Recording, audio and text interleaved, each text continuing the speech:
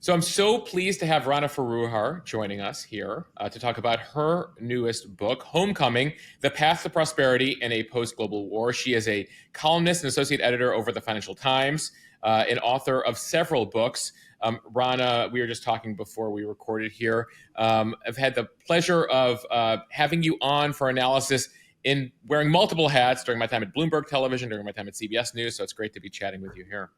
It's so nice to be here. Thanks for having me. So before we get to this post-global war, world, yes, although sorry, that's a understandable Freudian at the moment. That's exactly where I was going. You're talking in broad strokes in this book about how we got here and where we're going, and actually some solutions.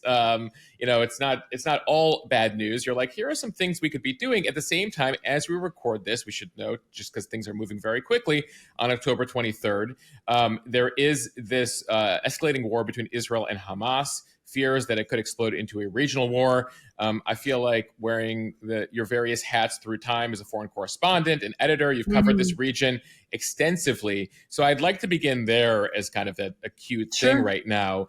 What do you make so far? We're entering the third week here about what has transpired. Aside from just, shock, horror, all the feelings that everybody had when we heard the news, the thing that struck me was it's an interesting time when there's utter dysfunction within a government, as there was in the Israeli government at the time of this attack. That's when you stage an attack. Now let's think about what's also going on in the U.S. government. We have no Speaker of the House. President Biden is, I think, doing a very good job walking a tightrope at this moment. But the bottom line is that the U.S. hands are tied around all kinds of funding issues, support issues. It really decisions that you might take about any number of important geopolitical events are hamstrung at the moment. Now, if I were, let's just say, China, and I wanted to pick a time to invade Taiwan, not saying this is going to happen, but those are the sorts of things that I'm thinking about. The fact that we are at a very vulnerable moment at a time, as I get into in the book, where we were already going towards I think a generational, even kind of a half century pivot point in global politics and the global economy. So this flux point feels very worrisome to me. Yeah. And even, we're talking about the Speaker of the House right now, but if you look at the last couple of years, whether it was the, I'm being kind here, haphazard exit out of Afghanistan, or January 6th, that certainly is something that the Vladimir Putins of the world, the Irans of the world, et cetera, are closely following and looking to take advantage of. It's such a gift. I mean, let's step back for a minute and look at where the U.S. is. Aside from the crazy politics and that dysfunction, we're having an almost perfect cool down after a ton of fiscal stimulus. Okay, we have a housing inflation, but we're doing far better economically in terms of steady growth, of still robust job market than any of our peers in the UK, Europe, Japan. Nobody thought things were going to be this bright at this moment. And we keep kind of scoring, as they would say, in soccer terms, an own goal we're kicking into our own goal. But I think that's an important point, because we do make such a point here in the US of inflation. But a year ago, I think there were some assumptions, there were some estimates by banks saying we have a 100% chance of recession in 2023. Yeah, exactly. Everybody thought there was going to be a recession. A lot of people, and, I'll even own up to me, I thought there was going to be a much bigger market correction than there has been. We've had a pitch perfect recovery, and yet we keep screwing it up and creating vulnerabilities where they didn't have to be because of our politics. If we see another government shutdown in a few weeks, if we see a major kind of debt and deficit issue in the fall, if we were to go bad on our debt, God forbid. I mean, these are the sorts of things that actually cause a major market event. They don't have to happen. I mean, it's incredible that American politics has come to this point. So in talking to the government officials and various sources that you speak to, watching the events unfold in the Middle East, what are their biggest concerns right now as, again, they look at this alliance Who would have thought a few years ago that Iran is supplying Russia with weapons? And well, right. And you're getting at something important. So there is this, emerging alliance of autocrats. You have Iran, Russia, China kind of in this sort of new post-neoliberal world alliance. Now, let's go back to last April. Jake Sullivan, the national security advisor, gave a very interesting speech, sort of laying out and actually connecting the dots between Bidenomics and building back better and reindustrializing the U.S. with a new foreign policy for a post-neoliberal world in which, guess what, folks, we're not assuming anymore that China is going to somehow come seamlessly into the global trading system and we're all going to be happy and all boats are going to rise. We're not going to assume anymore that markets know best. And you know what, wherever you get your energy, even if it's from an autocrat, no problem. We're not going to make those assumptions anymore. We're going to have a new system. So the administration has been looking out and I think anticipating this world. But frankly, nobody can ever anticipate when a crisis point is going to come and exactly what form it's going to take. I will say, despite what's happening in Israel right now and what's happening in Ukraine, I still think the big worry is China-Taiwan, because that's the only thing that would be, wow, potentially intractable hot war between two superpowers. So honestly, that still worries me more. Yeah, I mean, I think it's important context for people, despite the 24/7 coverage of the current conflict, right. We're 20 months plus into the Ukraine-Russia war. We have certainly seen economic impact there globally in terms of food supply and other aspects when it comes to energy. But what you're saying is, despite what we're seeing right now in the Middle East, the global economic impact is what? Of the Middle East conflict at the moment, I would say it's maybe one of the many factors affecting the bond market. I mean, you've seen crazy. I don't know how wonky you want to get, but the bond market's been up and down, volatile. Stocks have been down.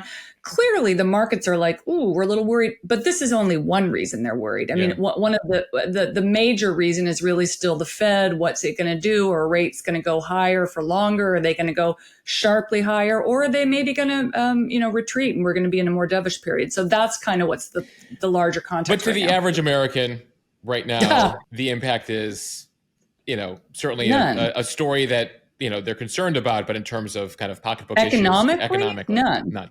Economically, none. Except for maybe the correction that you might feel, whatever percentage the yet another conflict in the world has on a stock market or a bond market correction. And, let's be honest, 85% of the stocks and bonds in this country are owned by the top 10% of the population. So that's still a small percentage of the population. Actually, that's a theme I want to get to, and you certainly address it in your book in terms of the economic inequality here. But one more thing as we transition here to the larger conversation about globalization is I've been struck by the Biden tone, the Biden policy, or the internationalist tone. He gave a speech last week saying, the U.S. does have this role in the world. We do need to confront, as he asked Americans to support $106 billion to Ukraine, to Taiwan, to Israel, that we have to confront these dictators. And it seemed interesting. I mean, this is certainly, been U.S. foreign policy for the most part since World War II. But given the retreats from Afghanistan and just kind of the rise of populism here, was interested in your perspective on kind of, that address and U.S. policy vis-a-vis the Middle East right now with this undercurrent. I would even say it's more than an undercurrent of populism. I mean, it's more than half of Republicans in the House. Well, so I'm going to pull the lens back a little bit because I think that there's a bigger chessboard here, and what's happening right now plays into it.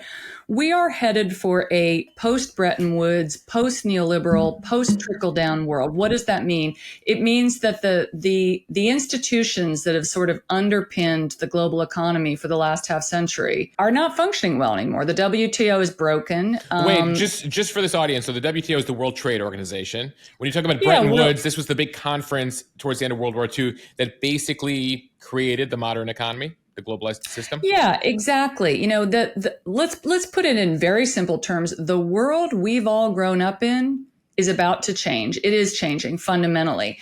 China is rising. It is not going to come seamlessly into some kind of system of Western values as we thought it would. The whole bet of the last 40 years. All the willingness of American presidents to offshore jobs and create a service economy and buoy markets at the expense of trying to increase income. That was all a bet on China getting freer as it got richer. We'll send you all these jobs now. We'll take this bet of sort of cheap capital for more cheap stuff in Walmart because we think ultimately China is going to be sort of, like a Western nation. It's going to become more democratic. It's going to become freer. It's going to be part of our system. Well, guess what? No, the Chinese have their own system and it works fine for them. I was actually struck by the contrast of the Olympic Games where we were during the 2008 Beijing Games.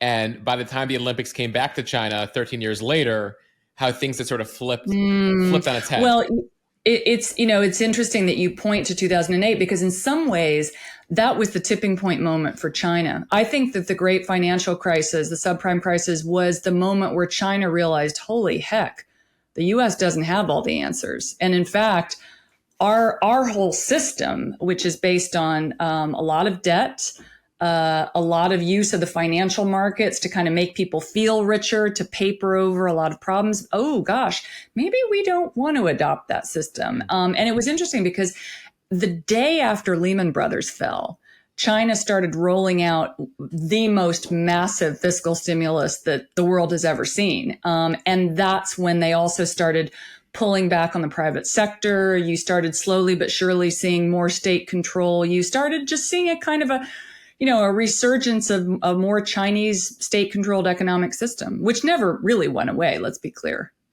But getting back to the question about Biden, the internationalist, the U.S. role in the world, et cetera, you were getting to it in terms of the kind of the buildup of China. Where does the U.S. stand? We talked post-World War II of the bipolar world, right? The U.S. and Soviet Union. And then sort of with the collapse of the Soviet Union, there was this free-for-all where it was America and then sort of everywhere else. And now are we back to a bipolar world? What is the U.S. role and where does the U.S. stand right now?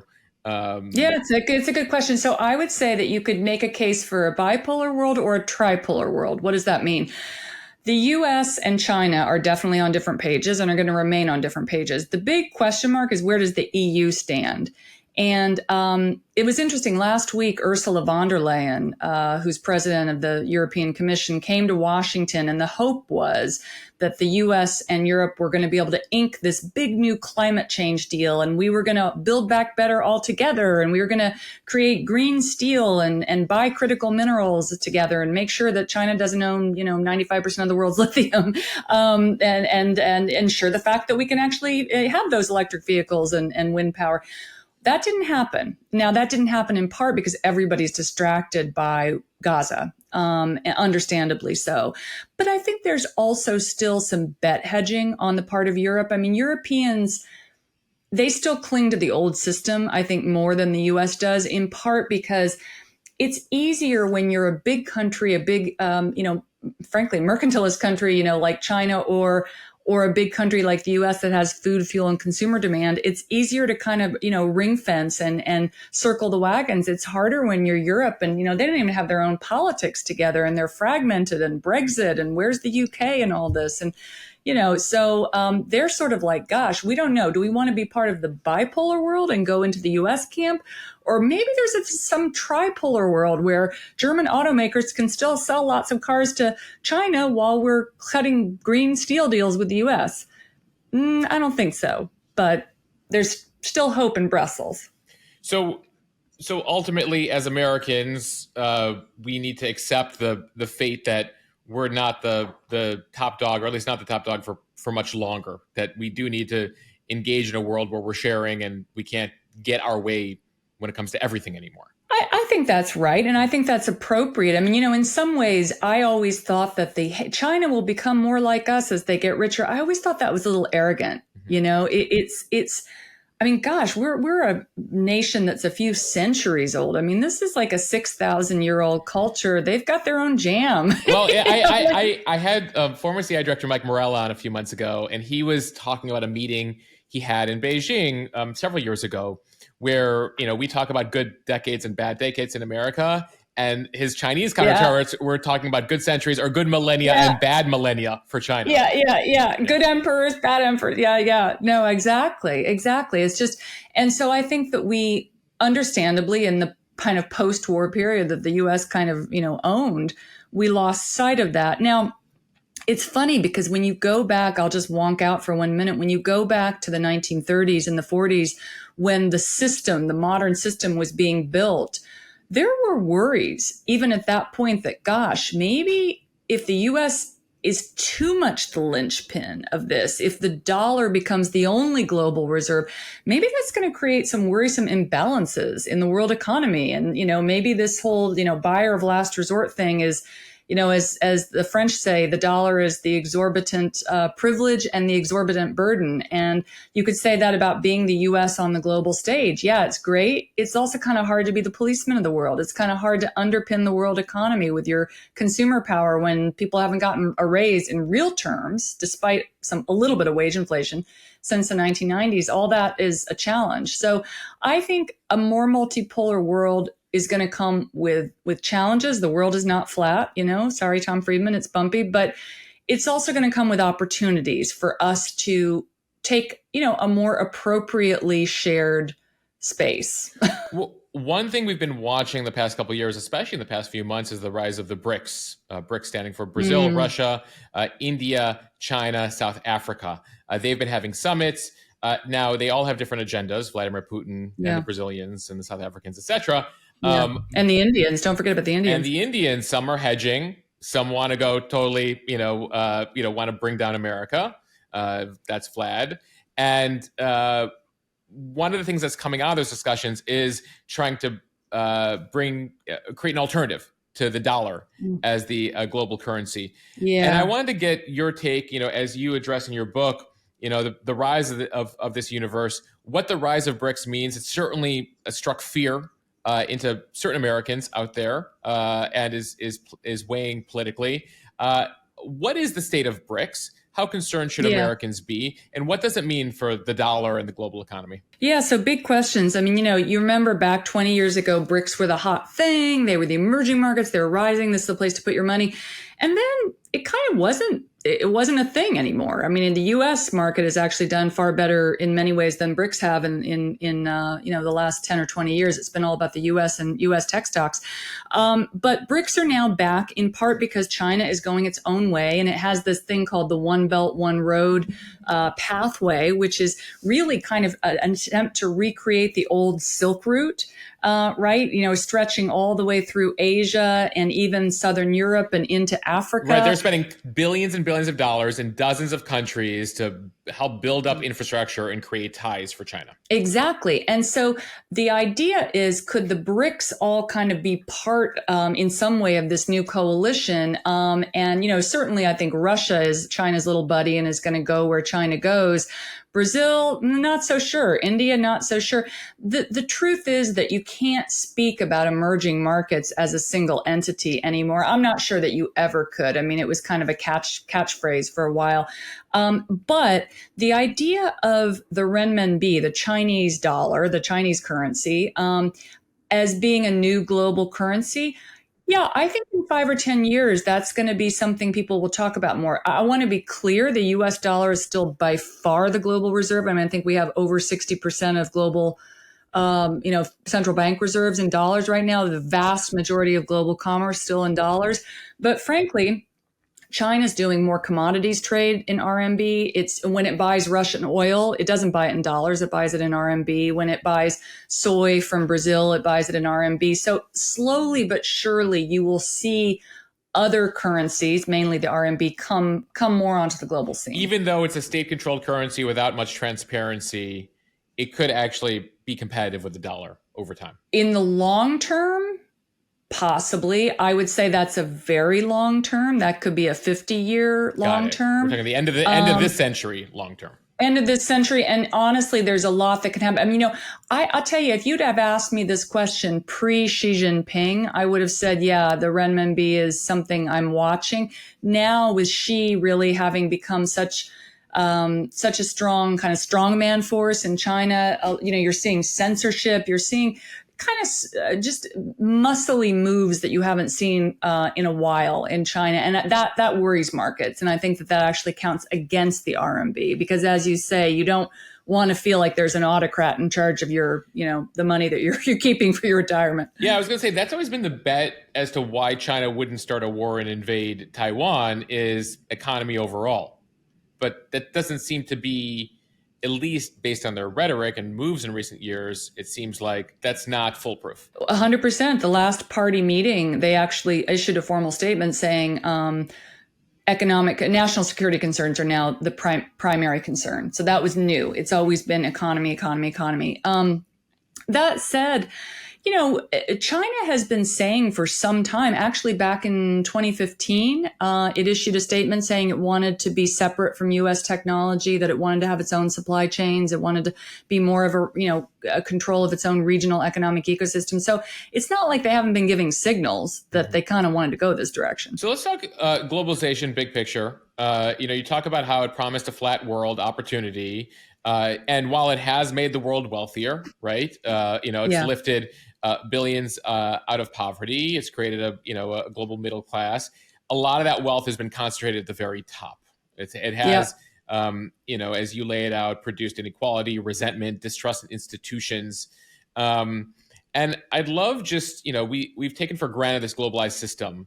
And to the extent that you can do Cliff's notes here, because you do go in depth in the book, how did we get the system we have post-World War II? How well did it work? And where did it break down? Rana, if you could kind of give us a quick summary of the last 80 years. Love it. This is like, I live for this. So how did we get the system? Well, we had World War II. Well, first of all, we had World War I and World War II. And European powers thought, gosh, we really don't want to have another global war that brings us to our knees. So we're going to create a new system of commerce and trade and finance that connects business interests and the interests of global capital across borders. And from that conceit came the Bretton Woods institutions, the World Trade Organization, the World Bank, the International Monetary Fund, and essentially this kind of globalized system of trade, the assumption of which was, hey, capital goods people should just move wherever they want, and they're always going to land where it's best for everybody. And it's, And if we all depend on each other economically, we're much less incentivized to go to war with each other. 100%. That was always the primary thing. But the chink in this assumption, which really underpinned globalization as we know it, and the outsourcing of multinationals to the world and jobs to China, but also a lot of cheap stuff for the rest of us, it was underpinned by this idea that capital, goods, and people could all travel equally fast and freely, and that never happened. I mean, global finance went way ahead of goods or certainly people. So you got this essentially tearing apart of the global market system, which kind of floated 35,000 feet above the nation state, and the interests of voters and workers in those nation states, particularly in hollowed out places where the jobs went away. So in the US, where I grew up, Indiana, the Rust Belt, in Europe, parts of the industrial bases of France and Italy. So that's when you start getting populism. This is where I could fast forward to Donald Trump, because I have always thought that Donald Trump and Bernie Sanders were in some ways different sides of the same coin. Mm-hmm. They were representing the discontent of a group of voters that felt that their interests were no longer being served, but rather the interests of the global marketplace was being served. Now, of course, Donald Trump being the ultimate con man, like his one thing that he got right was, hey, there's a smoky back room where elites are making deals in their own interests and you're not part of it. Of course, being who he is, instead of like cleaning up the smoky back room, he took a bunch of cigars to the White House and stunk the place up to high heaven. So that's kind of where we are. I think Biden has gone a long way towards saying, hey, the old system worked really well for the rich. We need to make a new system work better for labor. I mean, he came in on the mantra of work, not wealth. Mm-hmm. And pretty much all of the policies since then have been pro-union, pro-labor, pro-competition, which is, the antitrust suits that we're seeing. It's all about kind of trying to tampen down the real runaway power of global corporations and lift up the power of workers in the nation state. But what's interesting, and you talk about this in the book, is Trump may have been flawed in the way he described it, but he was, he basically called out the China assumption that had existed for a long time, or he called the Yes. kabuki theater of it. And also, gave Yeah. voice, albeit again flawed, to the concerns of workers. I remember in covering the 2016 election, the moment where Hillary Clinton had to backtrack on the Trans-Pacific Partnership. This is the latest. Yes. And to me, I was like, oh, wow. Like the biggest Yeah. advocates for globalization now realize that the country has turned against it. Absolutely. I mean, I remember watching the very first Trump-Hillary debate, and the minute that trade came up, the minute that NAFTA came up, I thought, oh God, she's lost it. Because there was such a true felt experience that was being amazingly encapsulated by the most elite globalist financialist of all time. Right, but he had his Trump. finger on the pulse of a great portion of voters. And well, by the way, he has lizard instincts. I would say though, in terms of who we're going to give policy credit to, we got to give it to Bob Lighthizer, who was the USTR under Trump and had also worked in trade for many, many, many decades, most particularly under Reagan. Mm-hmm. And I think had been sounding the alarm for a long time about, this China thing, it's not going to work out like we'd hoped. People are getting left behind. Yeah, people are getting left behind. And we actually do have politics that still functions at the level of the nation state, and we can't be making global deals if they don't work for people in Pennsylvania and Ohio. So we did our recap here. As a globalization, we have the system post World War II, the most destructive, war in modern, global history. Mm-hmm. We have this assumption. It works for several decades, albeit flawed, but works. There's a realization in the early 21st century that, there's this, huge divide that it's created. I think what I would actually pick up and say, you could start to see the tide turn in the battle in Seattle. Remember that in 1999, I think it was. When you started to see these massive protests at World Bank meetings, IMF meetings. Yep. Yeah. Yep. You started seeing a lot of like, wait a minute, is global trade working for us? Why is inequality rising? Then you start to, and then interestingly, you go through a period of really unprecedented global growth. So the highest level of global growth in history was between 2003 and 2007. So a lot was kind of, getting papered over by easy money, but then boom, financial crisis happens. And then everybody, there's a wake up call again. And then you get Occupy and you get Thomas Piketty, the French economist writing Capital in the 21st Century and saying, you know what, inequality is naturally rising in lieu of government safeguards and public support like we had, say, during the FDR time period. But you also get more easy money. You get the Fed coming in and lowering interest rates and doing what's called quantitative easing, which is essentially helicoptering money into the economy, which makes asset prices go up, which is why stocks went up and also why home prices are totally unaffordable. We lived through this decade post economic crash where interest rates were basically zero for 10 years. Right. And so again, you get a kind of an almost reckoning, but then you get a papering over of the problem with easy money. But then COVID hits. And COVID hits, the war in Ukraine hits. And then I think what happened was supply chains became kind of where the rubber meets the road, where there was a felt experience like, oh my God, I can't get stuff in the supermarket. Like I can't get PPE. We can't make basic pharmaceuticals. We're getting 95% of our drug inputs from China, which, understandably in the middle of a pandemic wanted its 3-cent masks back. So suddenly Americans had to figure out how to make masks again. And that was a kind of, oh, wait a minute. Maybe our economy has become too much about Wall Street and we need to make it a little more about Main Street. How is the U.S. unique when it comes to developed countries here and the impact globalization has had? Because, we have seen the rise of this populism, certainly in the UK with Brexit. We have seen the elections in France, elections in Eastern Europe, the election of the prime minister in Italy. Are there certain things that you can paint with kind of a wide brush, but certain things that are unique to America here? It's an interesting question. I mean, I think the underlying trend of populism in developed countries kind of comes roughly from the same place, which is a sense of a left behind class of working people. I guess in the US, one thing that's different and concerning, frankly, is the level of asset price inflation and the level particularly of housing inflation has just been wild. It's been disproportionate. It's really created a cost of living crisis. I think also the lack of a social safety net. I mean, we Yeah, that's significant. The fact yeah. that we don't have that.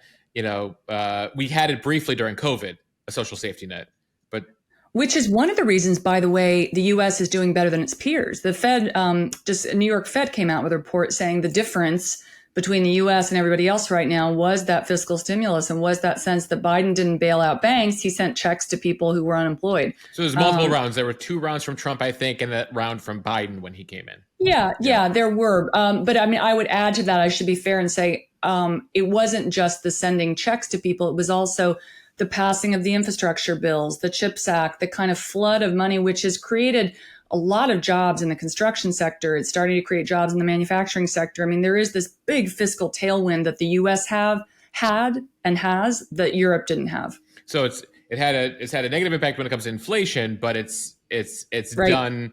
It's had positives in terms of other aspects of the economy. Mm-hmm. I think so. And again, I think about the global economy throughout history, really throughout millennia, kind of like a pendulum, and systems are kind of purpose built for their time. Like mercantilism kind of worked in the 18th century, and then eventually it gave way to laissez-faire. And then when that was too much and we had a Great Depression, you got Keynesianism and more government support. And then eventually when there was sort of too much government support and red tape, you get the Reagan-Thatcher revolution. And now I think most of us can feel we've kind of come to the end of trickle-down economics. It just hasn't really trickled down, and it's time for something else. So when we look at the historical aspect of this, you talk about this new era of localization, that this idea of deglobalization is welcome. It's not necessarily a bad thing. At the same time, when you look at, the previous era, is it a coincidence that we then had a massive world war coming out of, previous eras where everyone kind of put up trade barriers, put up other barriers? We're like, we're going to focus on ourselves, which is understandable. But, is there a correlation there between, countries do that and then suddenly, major wars break out? How do we prevent that from happening at this time around as we deglobalize to a certain extent? Let me go back a little bit before I answer the really big questions about wars and hot wars. If you go back 10, 15, 20 years, you were already starting to see a certain amount of regionalization because, China did get richer, wages went up. And so the whole arbitrage of let's send jobs far away and then ship really cheap goods back for months in boats using a lot of carbon emissions and, expensive fuel, that math was no longer working in a lot of industries. So you were starting to see low margin things like clothing, furniture start to become more regional. You remember the rise of Zara, the Spanish clothing brand, and kind of fast fashion? That was all predicated on the idea that, oh gosh, it's actually cheaper to make things in Eastern Europe and ship them to Western Europe than it is to make them in China and ship them to Europe and the US. And so we started to see some of that happening. And then I think there was during COVID a realization that, oh my gosh, maybe it's not such a good idea to have 92% of all the world's semiconductors that we need to power like everything in one tiny island in the South China Seas. Like maybe that's not a good idea for anybody. So we started seeing that sort of amount of regionalization, which I think is a good thing. You then start to say, hey, we need a clean energy transition.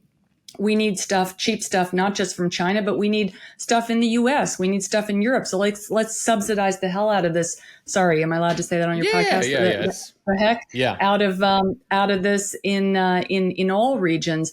So these are kind of, I think, benign shifts towards regionalization. Now, what you're getting at and what you're starting to see with the war in Israel, war in Ukraine is, okay, at what point do we get that kind of spark like you did in World War I, where there's a single event that sets off a global geopolitical event, and we don't yet have the new structures in place? I think the Biden administration has gone farther than anyone could have imagined at trying to articulate a new paradigm. I mean, Jake, in his speech last April, said, look, economic growth alone, GDP growth, that's not good enough. That's great. Sure, we've gotten wealthier. We've also gotten a warming planet, and wild inequality that is undermining liberal democracy. So we need to have a little bit of a rethink. Mm-hmm. We need to have growth, but with higher labor standards and better environmental standards. And we have to figure out how to bring everybody along with that. Now, that's a complicated, wonky process, but if we can get it right, I think we'll end up in a better place. You raise an important question, though, which is when there are paradigm shifts, it's almost like tectonic plates, right? When these things move, they cause rifts. And I think that those things are very hard to avoid. And I don't know how it's going to come out. There's the old adage from Mark Twain, right? That history doesn't repeat itself, but it rhymes. And you see certain trend lines. Yeah. I think I'm properly attributing to it, that to it. We had Ken Burns on, who likes to quote that one. Because I think that's right, but I'm not. Don't quote me. And and you see, like, there was a huge shift in the 1920s in America about like, oh, we're letting in too many immigrants. Like, we need to focus on ourselves. So you do see these parallels, and you're like, oof, that doesn't that feels a little icky here. And people have sort of seen the balloon pop on America. These with Iraq, Afghanistan, pick your moment. I mean, it could be that there is simply a truism, that when there are big geopolitical shifts that you get conflict. I mean, that could be the case. It could be that we are going to live through some years of that before we get to a new paradigm that is hopefully helps to rebalance some of the ills of the old paradigm, namely a warming planet and mass inequality. I am still hopeful. That, particularly with the leadership we have in the White House right now, that there are ways that this could be managed so that we could have a soft landing, let's say, into a post-neoliberal world as opposed to a hard one. I do still hold out hope for that. Wait, define neoliberal for the people unfamiliar with that term. Oh, sure. Yeah, God, sorry. I'm throwing around these wonky terms. So neoliberal, I'll define it the way the IMF does, which is it's that idea that capital goods people should all sort of flow freely with no national boundaries or rules, and that they'll all end up where it's most productive for everybody and all boats will rise. Unfortunately, Wall Street rose a lot faster and a lot further than Main Street did. And so you get global wealth, but you get mass inequality within countries. So, we see a lot of these global institutions that were created, were functional for a while, have become less functional. I mean, every time I drive by the UN here in New York, I'm just like, that place, like, what's the deal? What's the deal with them? I will say, you in the book kind of discuss, like, here are ways we can get to this new world. Talk to me about what institutions need to be created, or because it does seem like more business gets done now at the G7 than many places. China has its BRICS, and certain institutions that existed for a long time, have sort of fallen on hard times. So what institutions either need to be built or reformed for this new global landscape? So, I think you're getting at something important with G7. Well, think about 7 versus how many countries are in the UN now, like 128 or something like that. In the UN, I think we're like 193. It's like... okay, so I mean, like 7 v that. I mean, even the G20 that's tough, The OECD has become tough, even though that's kind of a supposedly a club of Organization for European Cooperation and Development. Organization for Economic Cooperation and Development, which is basically a club of developed nations. Yes. So these are countries that have gotten rich enough that they can now be part of this club. And so that should argue for like with like. And I think the OECD is still, I hold out some hope for the OECD as a place where you can have some interesting conversations and get stuff done. I think the WTO is fundamentally broken. I think it's not working. You heard Catherine Tai actually a couple of weeks ago say, the U.S. trade representative say, it is broken. It is not working, which I think is progress, actually. We need to kind of acknowledge these things. Acknowledge that things are broken before you can fix it. Kind of. Yeah. I mean, and this is something that irritates me about the Europeans, actually, is that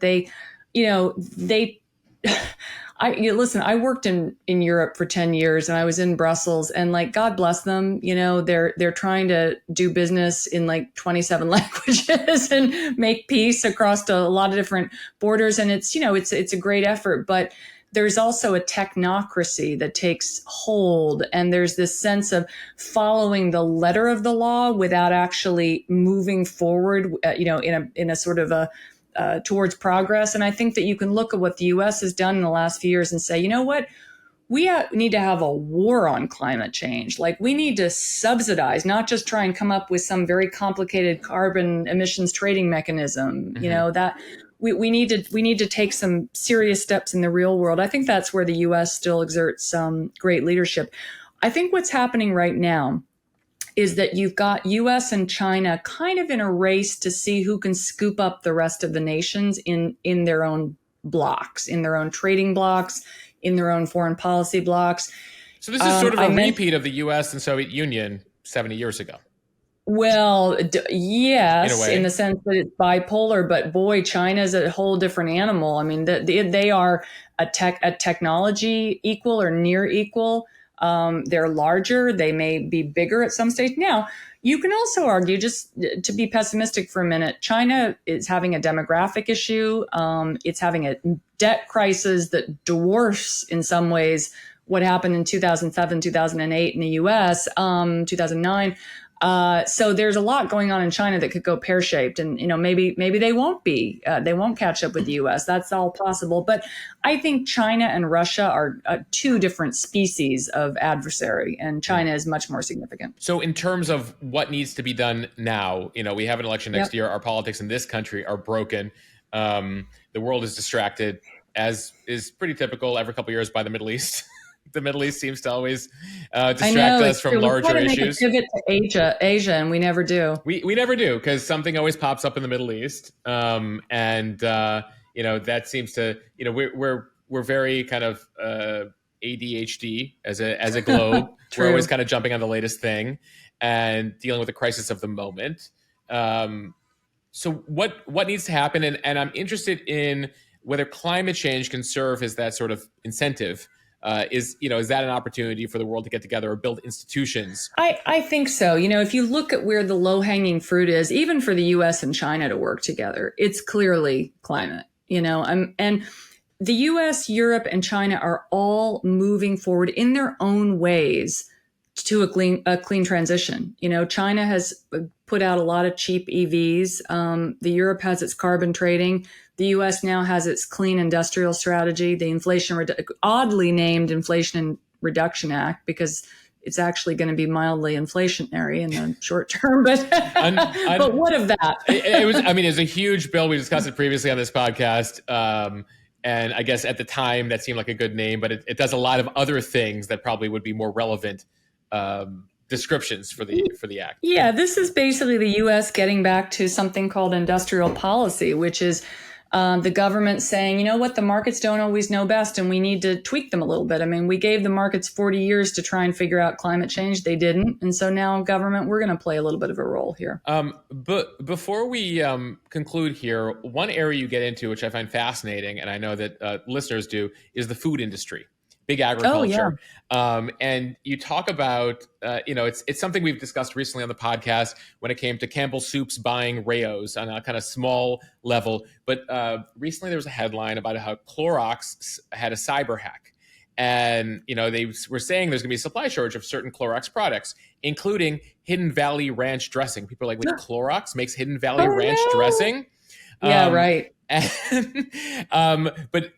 And it speaks to kind of, I was struck by some of the numbers. I'd love you to go through them, just in terms of how few companies basically control the global food supply and what it says about where we're at. Oh my God, it's incredible. Actually, it's interesting because I just wrote a column a few days ago.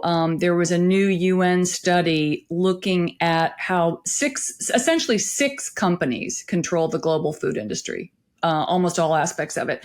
And they are one of the reasons that we have the level of food inflation that we do, because they have so many choke points that they can use to control supply, to jack up prices. Now, wait, so 9 billion people on Earth, six companies control food. That's it. That's it. I know. It's dystopian. I actually just read a really interesting sci-fi book called The Wind-Up Girl, which is it's about a world in which calorie men, which are essentially CEOs of food companies, run the world. And I'm like, wait, we're in that world. This isn't sci-fi. Yeah, no, I think we all got a little bit of a taste of this in the pandemic because, okay, so economy shuts down, restaurants are empty, but there's lines in front of grocery stores. Basic economics 101 says that shouldn't happen, that supply and demand should work itself out. But because each of those supply chains are so siloed and controlled by just one or two or maybe three at the tops number of firms that don't talk to one another, these things don't get worked out.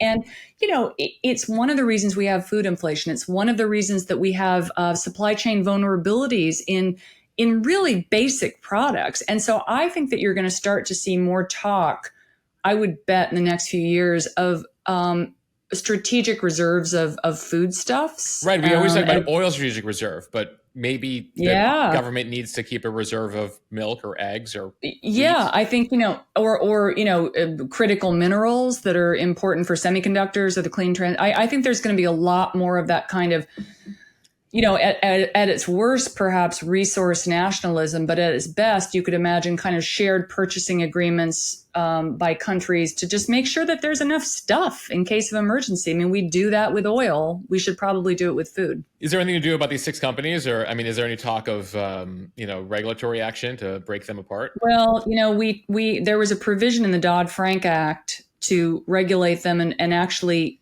make them start acting more and reporting more like companies instead of just financial entities, meaning that they would have to actually report more. They'd have to show us their positions. Dodd-Frank was a law passed out of the financial crisis of 2008. That's right. And unfortunately, it was a great bill, but it was trying to do a lot. And some of the stuff got left on the side, on the sidewalk. And that was one of the things that did. There is talk now about trying to resuscitate some of this. Frankly, though, in an election year, I don't think you're going to see Well, we don't have a Speaker of the House. What we're going to get to regulatory action against food lobbyists who have, hundreds of lobbyists on Capitol Hill who, their job is to make sure nothing changes in a Congress that passes very few things. One of the foods you bring up there, you talk about corn, also from Indiana. By the way, I'm from Illinois originally. So another Midwesterner who, grew up with, passing by huge fields of soybeans and corn, absolutely. et cetera. And it's all for cows. It's all for, so much of it is. What are the numbers there? Oh gosh. I think something like 80+% of the corn in America is for cattle. It's just a stunning subsidy for the very food that is warming the planet. It's really a system that is in desperate need of change. And meanwhile, we only produce 25% of all the healthy calories that we need in this country. And we're one of the top growing countries. Even in California, they only have a quarter of the fruits and vegetables that they need. Yeah, you talk about how our broken economic system has sort of led to our broken health system. One story you bring up iceberg lettuce as an example of what it says about our food system. Yeah. Well, iceberg lettuce is one of those things that exists only because it can be transported for 6 months in a truck and still be edible, but and nobody really wants to eat it. It's a vehicle for blue cheese, I think, but but it, because it can be transported, it exists. But think about the economics of that. Iceberg lettuce is mainly water. So while you're carting this stuff across the country, because you can, it's evaporating and losing about, half of its weight. So all those emissions, all that fuel to transport something that we do just kind of because it's the one thing that will stay good for 6 months, when you're toting it around. How about just more local farming? How about more community supported agriculture? Right. You talk about vertical farming as a solution here. Explain vertical how that would farming work. is another one. Well, I think, there's not one silver bullet to fix the farm problems, but vertical farming is one of many things. This is a high-tech technique where you actually grow with very highly precise ways of controlling light and water. You can grow plants up the side of buildings. And, you see this. I actually just came back from Singapore. They do tons of it there. And it's one of the ways that they actually try to do climate control as well, because when you're growing, it can be an insulation and cooling device. Singapore, where you have to be very efficient with your space, given how small that place is. 100%. Yeah. So we do this in this country at Google. If you've ever been to the Google campus, all the fruits and vegetables are vertically farmed up the sides of buildings. And so this is just one high-tech technique that could allow a lot to be done locally. I mean, Walmart is doing mass vertical farming now.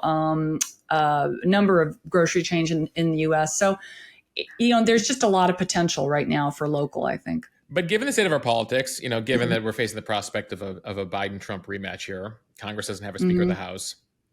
There seems to be very little room for compromise these days, given the state of politics. I know you like to remain optimistic. Lay out for us, realistically though, what we might see here, given that traditionally Washington is only responsive when a crisis happens. It's not very good at looking out beyond the horizon to fix things ahead of time. This is maybe a good point for me to end on, because I am optimistic, and I'll tell you why I'm optimistic. Biden and Trump at the moment are polling neck and neck, but look at what Biden has just done on the global stage. He has really come and kind of walked, I think, a pitch perfect line with the crisis in Israel. You have a Speaker of the House catastrophe that is making the Republicans look there's no way for them to spin that in a positive direction. And you have Trump's court cases looking like they're not going in his direction. Mm-hmm. So I think that there's a lot happening that is actually a tailwind for Biden at a time when you also have an economy that, aside from housing inflation, which is kind of a slow moving thing, you couldn't be doing any better. So I am optimistic. I remain optimistic. I think that labor union folks that may have supported Trump in the last election, their leadership has gotten out and really educated membership. I think that you're seeing interesting new coalitions in the South to really kind of get those states online. What's happened in Georgia is fascinating. I am optimistic, and I think that even though we tend to like our presidents, young and vigorous and powerful with a capital P, under the age of 80, Rana. Yeah, well, okay, but older and wiser might be what we need right now, and so I'm holding out hope still for 2024. But at the same time, given one party is heading, in a more populist direction, where do we find that compromise? And do you see sort of, if peak populism was sort of in the mid-teens there into 2020, is there sort of a healthy middle ground that you see happening in elections? Well, I think two things. I think that you're starting to see anecdotally a lot of Republicans just utterly fed up with dysfunction. I mean, they just, there's no there in their party. And I think they're starting to realize it. And there's just a kind of it's a flux point where, often we've talked in the last few years about the implosion of the Republican Party, but we might really be seeing it. I think that also there's a demographic shift happening where younger voters are, they're going more in the direction of the Democratic Party, I think. They're more interested in democratic socialism. They're more interested in redistribution. They don't have any money, they need support from the state. So I think all that favors Democrats more than the Republican Party as it is currently envisioned. We're going to end there. Rana, thank you for chatting, going global, going historical, talking the latest crisis. The book is Homecoming. We will link to it in the show notes. You can get it wherever you get your books. And congratulations. Thank you so much for having me.